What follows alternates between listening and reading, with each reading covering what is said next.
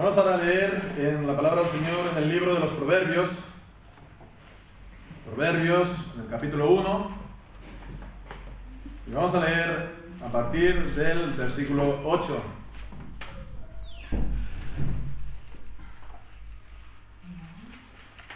Proverbios 1, versículo 8. Vamos a leer hasta el versículo 19.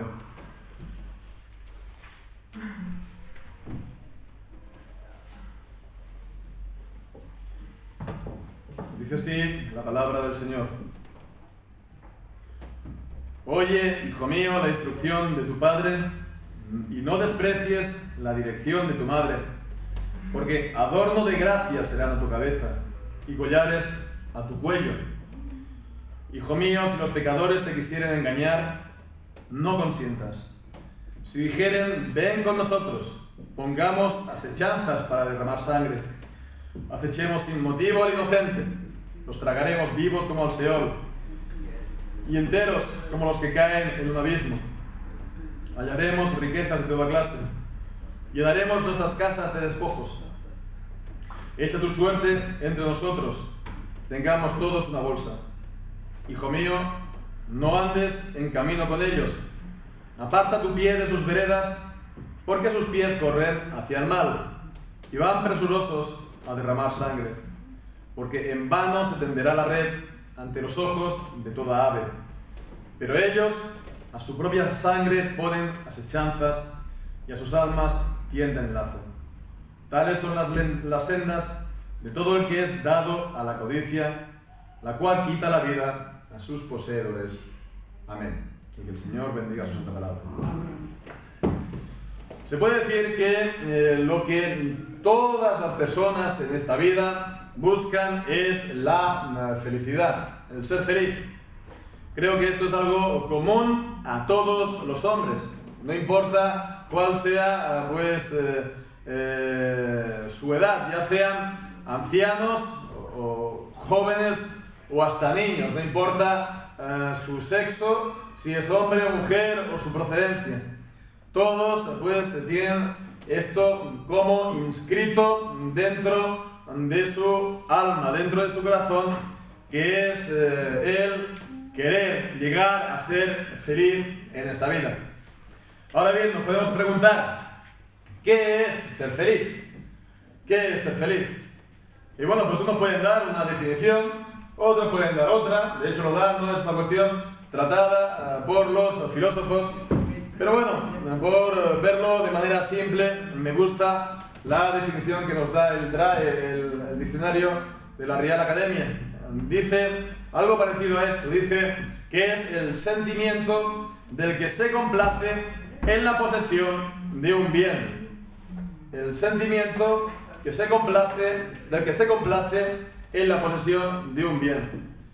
Entonces uno tiene un bien, ¿no? Ya sea en particular, no sé, que se ha comprado unos nuevos zapatos y está contento, o se ha comprado un nuevo coche y está feliz, un bien en concreto, ¿verdad? O el bien en general, en su vida pues está el bien, mora el bien, y entonces disfruta de él, y esto le hace a uno pues estar feliz, contento, ¿verdad? Bien, pues esto es lo que sería. Ahora bien, esta felicidad, y creo que estaremos todos de acuerdo, que no es algo muy común. No es algo muy común. Esto es pues como el oro, ¿verdad? Que es un bien escaso. O como pues el petróleo, ¿no? Que se supone que algún día va a tener que empezar a agotarse. Pues cuanto más escaso, más valor tendrá. Pues entonces, bien, es algo que no es muy común. A pesar de que si hablas con la gente, te va a decir, le preguntas, oye, ¿tú eres feliz? Y te va a decir, sí, yo soy muy feliz, yo estoy muy contento con mi vida, ¿no? Pero te fijas, al final, miras un poco de cerca y entonces ya verás que no es tanto como dicen, ¿no? Que ellos pues te dicen eso, pero es porque no son sinceros, no se quieren sincerar. Pero en el fondo verás que están descontentos con su vida, de que tienen problemas serios o que incluso tienen las vidas destrozadas. Entonces, la pregunta es ¿cómo hacer para conseguir este bien o para conseguir esta felicidad? Lo propio de la mentalidad de la Biblia es que esta felicidad no viene porque sí, ¿verdad? No es algo que, bueno, por un lado no es que uno tenga, pues eso, la vida destrozada y uno esté en medio de graves problemas y se levanta un buen día y se da cuenta que es feliz, ¿verdad? Está en medio de otros problemas, ¿verdad? Pero dice, pues soy feliz. Esto a veces es como muchas veces habla la gente, una mentalidad un poco que tiende a parecerse a esto de la nueva era. Pues te das cuenta, ¿no? Un despertar de la conciencia. Y en medio del mal eres feliz. Bueno, esto es el yin y el yang, todo entremezclado, todo junto. Pero esto no es la mentalidad de la Biblia. Si tienes un grave problema, si tienes una vida destrozada, pues obviamente no puedes ser feliz. Eso es lo natural, eso es lo humano. Pero también por otra parte, esta felicidad no viene, por así decirlo, por casualidad. La gente habla de esto de la felicidad de la vida como que te toca la lotería, ¿no? A este le ha tocado la lotería. Como si esto dependiera de la suerte, como si esto fuera de la fortuna, ¿verdad? Esto, según la Biblia, tampoco es así. La mentalidad de la Biblia, y es la que tenemos que tener clara, y es la que tenemos que interiorizar, hacernos nuestra, es que no es una casualidad el llegar a la felicidad, sino que para conseguir la felicidad hay unas reglas, hay unas normas que seguir. ¿Y eso por qué es así? Pues porque Dios es el gobernador de la vida. Cuando dice que esto es una lotería, pues un poco es la mentalidad de que todo ocurre aquí por azar. No hay ningún sentido en la vida. Eso, en el fondo, está excluyendo a Dios como el director y como el gobernador de la vida. Sin embargo, Dios es el gobernador. Dios, entonces, es, como gobernador, quien ha dado una ley. Ha dado una ley. Y, entre otras, esta ley nos dice que para poder gozar del bien en esta vida, primeramente hay que vivir bien en esta vida. Para gozar del bien, primero hay que vivir bien. Y vivir bien no es lo que me parece a mí, esto que es tan corriente hoy día, ¿no? Lo que me parece a mí bien. Esto es mi verdad, esto es lo que yo creo, ¿verdad? No es lo que me parece a mí, ni lo que te parece a ti, sino es lo que Dios ha dicho en su palabra. Esto es el bien. Bien, pues en estos versículos que hemos leído, en particular estos versículos 9 y 10, nos está dando con una de estas normas principales que hay que seguir para tener una vida feliz. Y esta norma es, podemos ver de esta manera, la obediencia a los padres. La obediencia a los padres. Versículos, 8 y 9. Pero los versículos del 10 en adelante, pues aparentemente parecería que está cambiando de tema. Está hablando de pecadores, de ladrones que están intentando convencer a un joven a que vayan con él. Y sin embargo, pues alguien podría decir que es algo que no tiene nada que ver, que es algo pues que ha cambiado aquí de tema.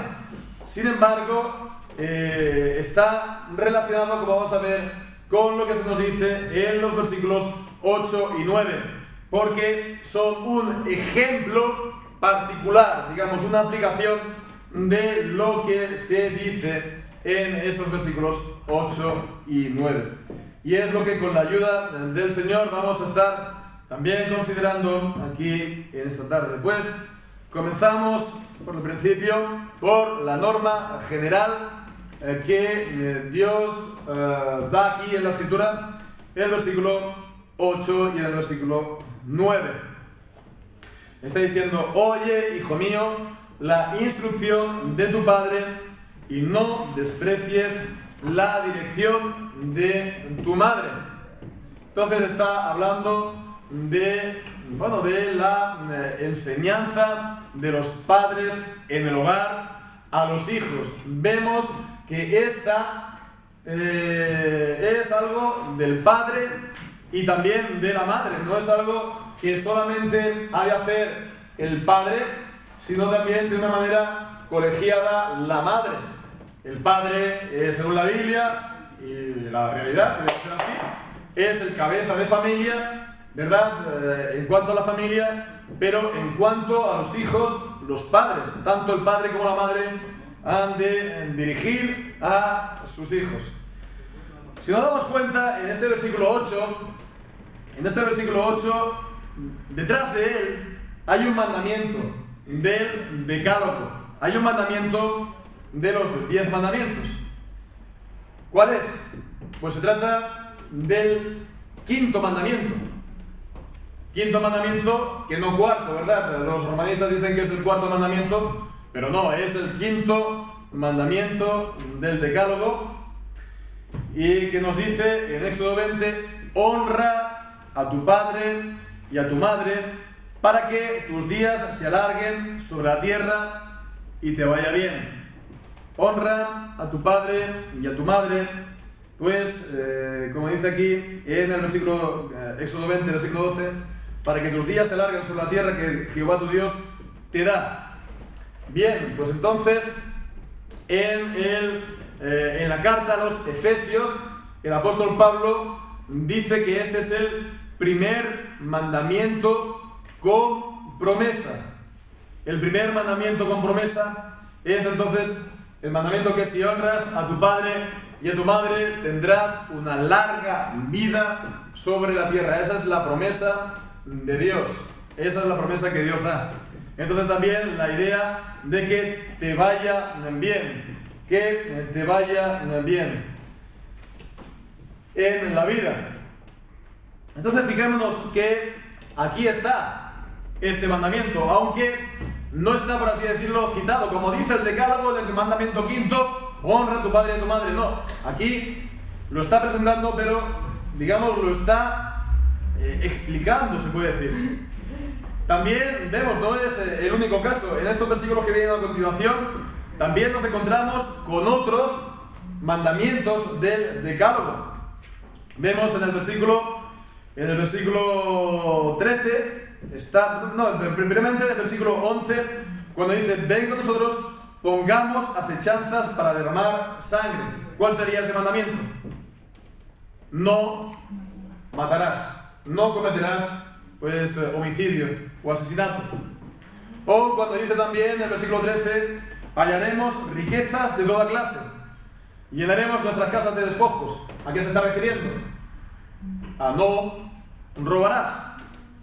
Y después también, ya por último, en el versículo 19, dice: tales son las sendas del todo el que es dado a la codicia.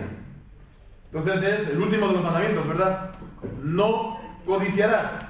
Entonces nos encontramos aquí con 3 mandamientos del Decálogo, con 3, pero no están citados como tales, pero lo están. Entonces aquí, fijémonos, pues nos encontramos con una manera muy típica de los proverbios, como los proverbios pues nos están presentando la ley.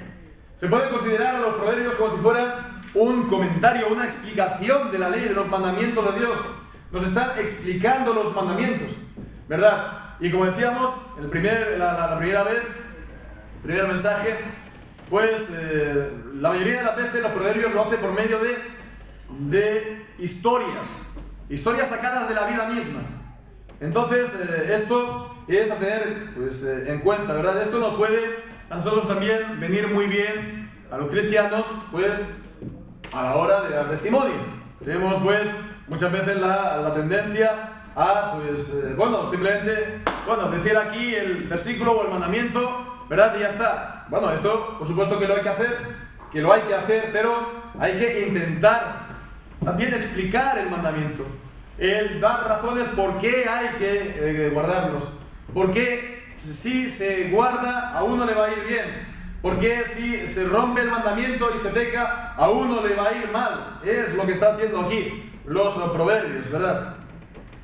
Entonces esto es una manera pues típica de los proverbios, y nosotros podemos aprender mucho también de esta manera de proceder.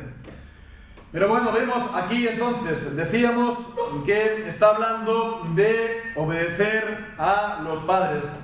Aquí está hablando el oye, el oír, el escuchar. Es la idea de obedecer entonces. Y pues a continuación dice: la instrucción de tu padre, no desprecies, no deseches la dirección de tu madre. Y estas son palabras que nos las hemos encontrado en los versículos del 1 al 6. La instrucción, la disciplina, ¿verdad? Por un lado. Después dice, en cuanto a la madre, la dirección. En el hebreo es literalmente la Torá, la ley. Pero vemos que esa Torá, la ley, no es solamente los mandamientos, sino que también es una enseñanza. Es una enseñanza que se da. Bien, pues esto nos está pues poniendo la ley, los mandamientos de Dios en el terreno de la enseñanza. Entonces, volviendo aquí a lo que dice esta enseñanza recibida de los padres, nosotros podemos pensar, ¿no? ¿Cuál es la enseñanza que hemos recibido de los nuestros? ¿Cuál es la enseñanza que he recibido yo de mis padres? Bueno, pues nuestros padres, tomamos aquí también pues los de la congregación, todos los hermanos, en general, pues serían normalmente, ¿no? Nuestros padres nacidos entre los años 30 y los años 40, a lo mejor pues algunos antes, ¿verdad? ¿Eso qué significa? Que, imaginémonos, ellos nacieron en un mundo completamente distinto. Ellos nacieron antes que existiera internet, antes que iniciara también, hubieran móviles, ¿no? Antes que hubiera siquiera la televisión, y casi antes que hubiera el cine, incluso. Todas estas cosas que, bueno, han transformado completamente la manera de vivir, incluso la manera de pensar en las últimas décadas, ¿verdad? Todo ha cambiado mucho, muy rápido.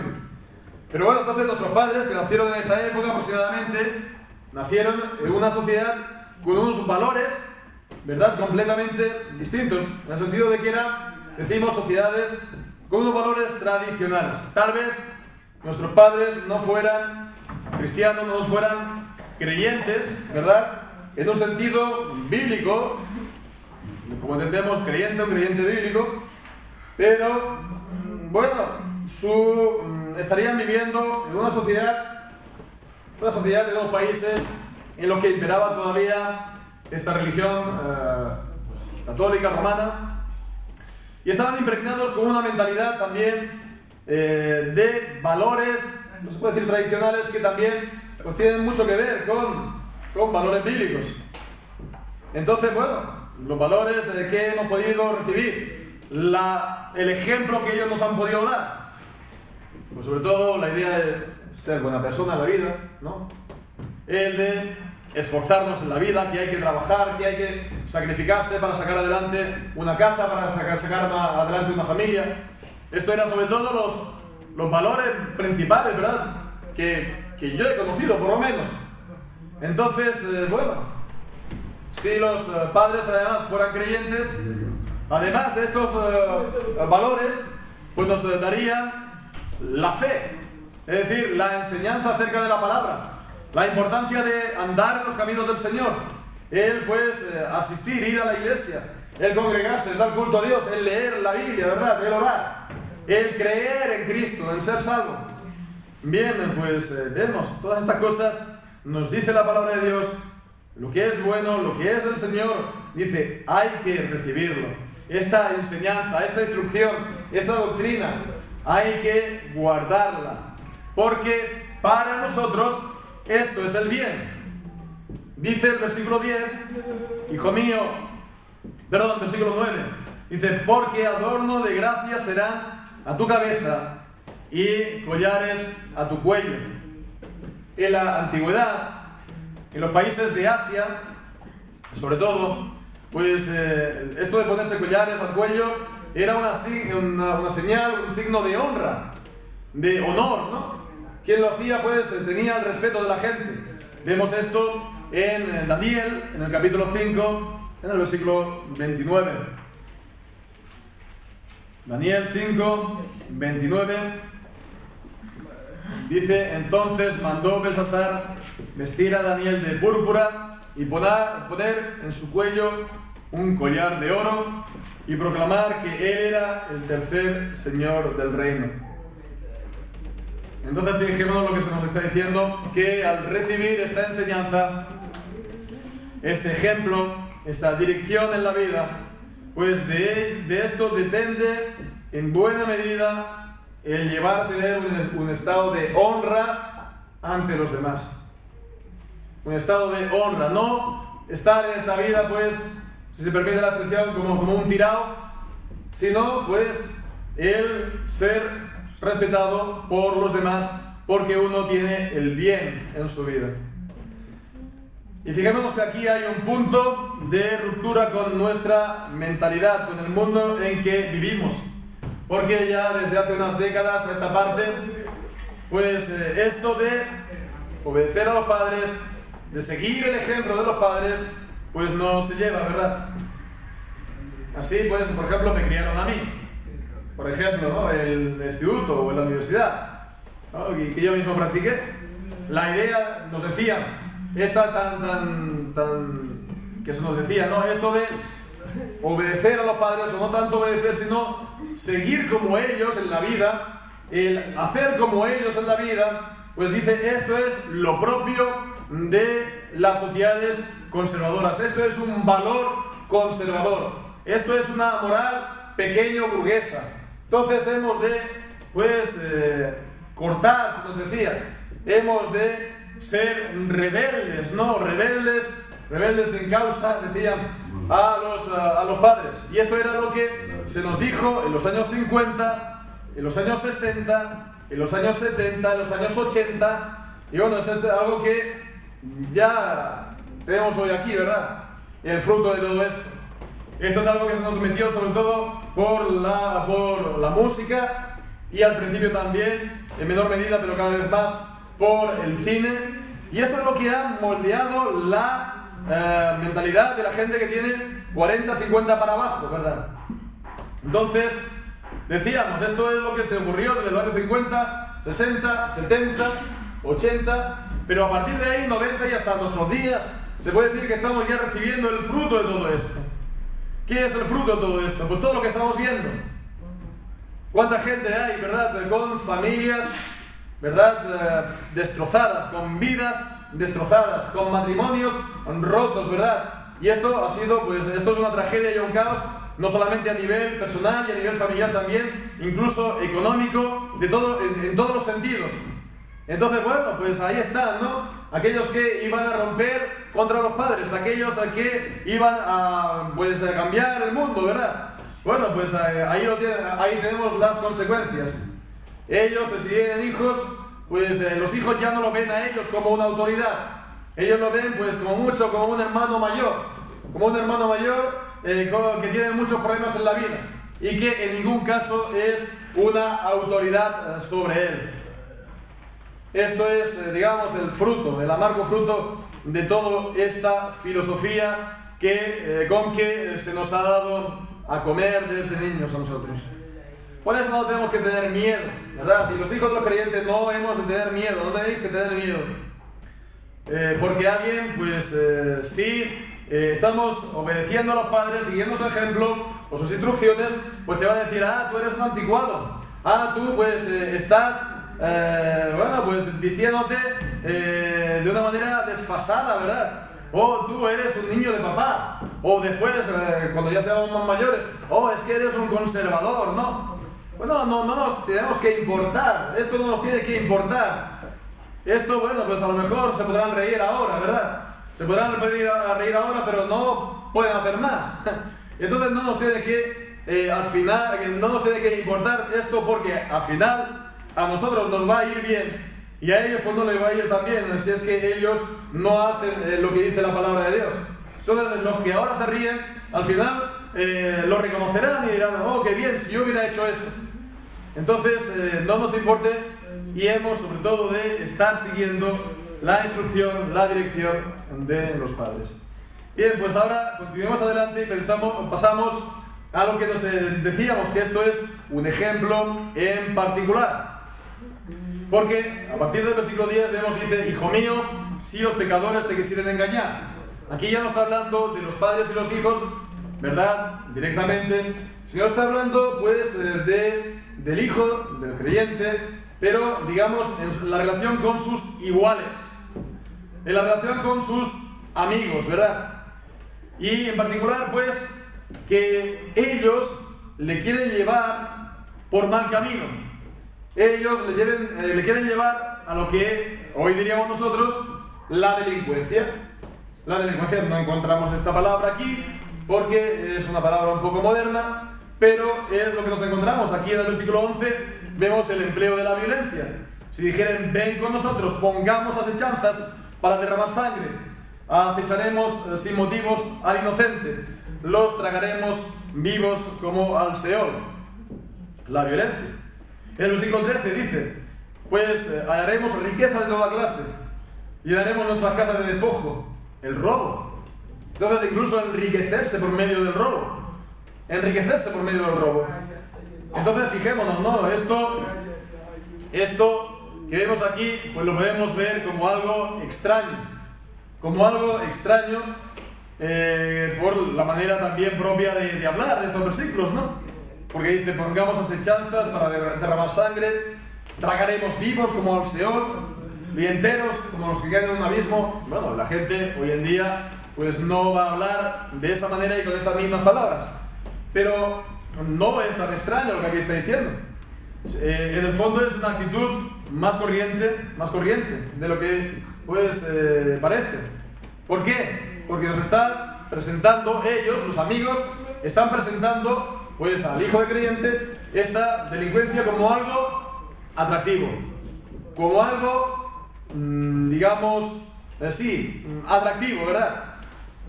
Y pensemos pues que esto es muy común, ¿no? Como pues a lo largo de la historia se ha hecho de los delincuentes a veces, de los ladrones héroes, ¿no? Robin Hood, ¿no? Que no sé si él realmente existió o no, o es un mito, pero se ha hecho de él un héroe.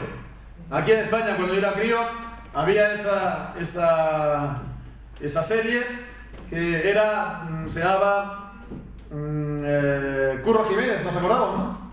Curro Jiménez. Bueno, pues el primer día que pusieron eso por la tele, bueno, estábamos todos los niños ahí encantadísimos. Salimos a la calle, ¿has visto qué serie más guay han metido por la tele? Y claro, pues todo el mundo jugaba, ¿a qué jugaba? A ser Curro Jiménez. Entonces eso era lo interesante, eso era pues lo divertido, ¿no? ¿Y quién quería ser otra cosa más que un bandolero? ¿No? ¿Qué es lo contrario? Hombre, pues llevar una vida, un trabajo normal, a lo mejor de contable, de administrativo, y 8 horas en la oficina.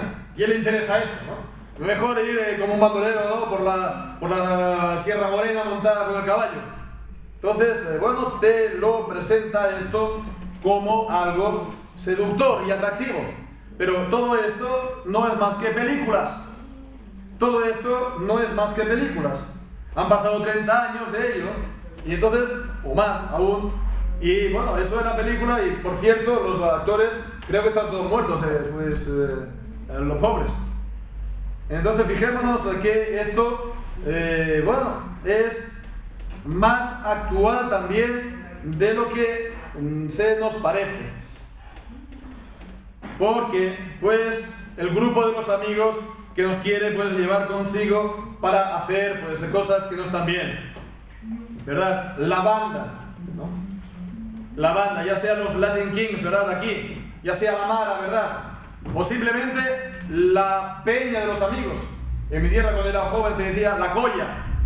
Entonces, pues, bueno, pues los amigos de toda la vida del colegio que después salen por la calle. Entonces, pues, bueno, pues sales por la noche a lo mejor, y entonces, pues, sales y empiezas a beber, y pues, pasando por la calle, pues, arrancas también los sellos de los coches, ¿no? De las marcas, y bueno, el próximo día, pues, a lo mejor abres el coche para quitarle el radiocassette, y al día siguiente, pues, a lo mejor ya entras y robas el coche, y ya por lo último, pues, acabas entrando a robar por las casas. Entonces vemos que esto es un peldaño a otro peldaño, a otro peldaño, a otro peldaño. Y entonces, bueno, pues esto muchas veces la gente del mundo nos lo va a presentar como disfrazándonoslo, nos lo va a intentar vender como algo también positivo o inevitable, como la lucha de clases, ¿verdad? Como la rebeldía de los chicos del barrio contra el sistema, ¿verdad? Esto, algunos pocos periodistas, pero muchos artistas, muchos cantantes, también cineastas, te lo van a presentar así. Luchadores contra el sistema, unos héroes, ¿verdad? Bueno, pues todo esto es mentira. Todo esto es mentira. Cada cual es responsable de lo que hace. Cada cual es responsable de sus acciones. Si uno comete un delito, si uno comete un crimen, el culpable no es la sociedad, el culpable es de aquel quien aprieta el gatillo, el culpable es de aquel quien entra a robar. Esto es así.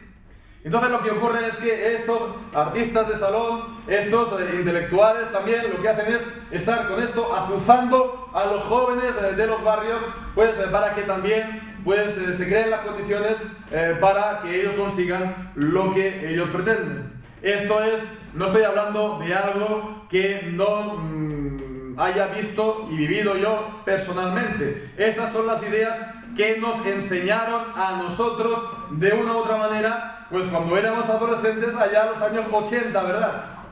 Entonces, todo esto, digo, que no nos, como dice aquí, que no, si los pecadores te quisieran engañar, no consientas. Si pues te quisieran engañar haciéndotelo ver esto como atractivo, como deseable, que son héroes, que son luchadores, que son lo que sea, no te dejes engañar, porque lo único que van a conseguir es mal para ellos. Lo único que va a conseguir es que al final acaben mal, que los detengan, ¿verdad? Y que acaben en la cárcel, mientras que a esos que están dando estas ideas están tan tranquilos en sus casas, ¿verdad? Y que, como dice aquí, en vano se tendrá la red ante los ojos de toda ave. Pones unos cepos y el pajarito se va. Pero aquel que la hace al final la paga. Aquel que hace robos o asesinatos al final lo encuentran. Y al final tiene que acabar pues pagando por lo que haya hecho. Entonces no tenemos que dejarnos llevar por todas estas ideas extrañas, ¿verdad? Entonces, en concreto, lo que dice aquí es dos ideas. El versículo 10 dice: si te quisieran engañar, primero, no consientas. No consientas. Es decir, no te dejes llevar por ellos. No vayas diciendo sí y sí y sí. Porque si tú consientes, entonces si tú te vas pues retrocediendo, ellos te están empujando cada vez más a donde pues te quieren llevar. Y también en el versículo 15 dice: no andes en el camino con ellos. Aparta tu pie de sus veredas. No vayas más con ellos, no salgas más con ellos, no estés con ellos. Es preferible estar en casa. Y alguien dirá: pero entonces esto de estar siempre en casa, ¿no? Qué aburrido, ¿no? Entonces no hay que salir para nada. Bueno, pues entonces no nos tenemos que preocupar. No nos tenemos que preocupar porque no se va a acabar el mundo por no salir. Porque cuando se es niño, cuando se es joven, sobre todo cuando se está en el instituto, pues uno no se tiene que pensar que no está sin trabajar. Uno está trabajando. ¿Y cuál es el trabajo de uno? El trabajo de uno son los estudios. Ese es el trabajo. Y como siempre se tiene que trabajar con todas las fuerzas, ¿verdad? Entonces uno tiene que dar lo mejor de sí. Y bien, pues entonces los estudios son tu trabajo y uno se tiene que emplear fuerte en ellos. Y después de los estudios, que es el trabajo, pues después están los domingos, ir a la iglesia a adorar al Señor. Y bien, pues entonces, si queda algún tiempo entre semana o el sábado, pues entonces, si queda algún tiempo libre, intenta pues salir con amigos creyentes, intenta pues a lo mejor puedes encontrarte con ellos, y si no, pues tienes amigos de la escuela o amigos que tengas toda la vida, pero que sean amistades sanas, puedes salir, porque eso también está bien, ¿verdad? Pero si las amistades son malas y te quieren llevar por un camino malo, pues mejor estar en casa. Mejor estar en casa, ya dice el dicho, más vale estar solo que mal acompañado, porque se va a sacar mucho mejor, mucho más que cogiendo este camino que estamos viendo. En definitiva, esto que estamos viendo, vemos, es principalmente esta exhortación para los jóvenes, para los hijos de creyentes, para los hijos del pacto. Y nos está pues hablando de las tentaciones del mundo. Y el mundo, mientras sea mundo, pues nos va a nosotros los cristianos presentar tentaciones y seducciones. Y cuando se es niño o cuando se es joven de una manera, cuando se es ya adulto o cuando ya se es mayor, ¿verdad?, o anciano de otra, pero el mundo siempre nos va a presentar esta tentación para seguirlo, para apartarnos de los caminos del Señor. Siempre nos va a presentar esto como algo bueno, como algo positivo, atractivo, seductor, y nos querrá apartar de sus caminos. Nos va a querer presentar el mal como un bien, el mal como una virtud.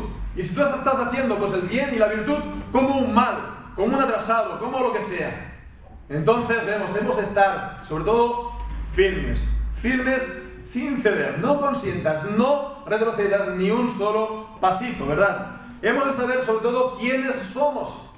Hemos de saber y decir, yo soy hijo de creyentes y a mí me han dado una enseñanza en la palabra del Señor. Yo soy lo que dice la palabra de Dios, un hijo del pacto. Yo estoy en pacto con Dios por el bautismo. Yo estoy, por lo tanto, no soy un extraño a Dios. Yo estoy en pacto con Él. Entonces esto es una responsabilidad mía. Es una responsabilidad y me obliga el bautismo. Pero pensemos, no es solamente que me obliga una ley, sino también pensemos que el Señor me ha presentado, me ha dado promesas por medio de Él. Entonces pensemos que las aguas del bautismo riegan mi vida de la gracia de Dios cuando yo creo en el Señor y sus promesas, cuando yo creo en esas promesas que el Señor pues me dio en su bautismo. Entonces, bien, el mundo va a su perdición, el mundo va a su ruina, las familias se desmoronan, ¿verdad? Y esto pues es lo común en la vida, pero hemos de decir, yo no voy a seguir al mundo, voy a seguir a mi Señor, voy a seguir a Cristo, voy a seguir a la palabra de Dios. Y decir pues, el Señor me ha dado a mis padres, y mis padres me dan la enseñanza, y yo voy a enseñar la enseñanza de mis padres y su ejemplo de fe. También, bueno, los padres no solamente damos ejemplo de lo bueno, también damos malos ejemplos. Hemos entonces de decir, desgraciadamente damos esto, pero hemos de decir entonces, bueno, pues estas cosas malas no las voy a seguir, ¿verdad? Estas cosas malas voy a intentar corregirlas con la ayuda del Señor, no juzgando tampoco excesivamente a los padres, porque también cuando crezcamos seremos a su vez padres y tampoco seremos perfectos. Y nosotros los padres, pues bueno, ya mayores, intentemos esto mismo, mejorar, ¿verdad?, para no ser malos ejemplos para nuestros hijos. Intentemos igualmente estar con la gracia de Dios a la altura de lo que ellos necesitan en este mundo. Que ellos necesitan esta dirección, estas ideas claras, y esto sobre todo, pues como vemos, siguiendo las normas de la palabra de Dios. Pues bien, hagámoslo por ellos y también por el Señor. Así sea. Amén.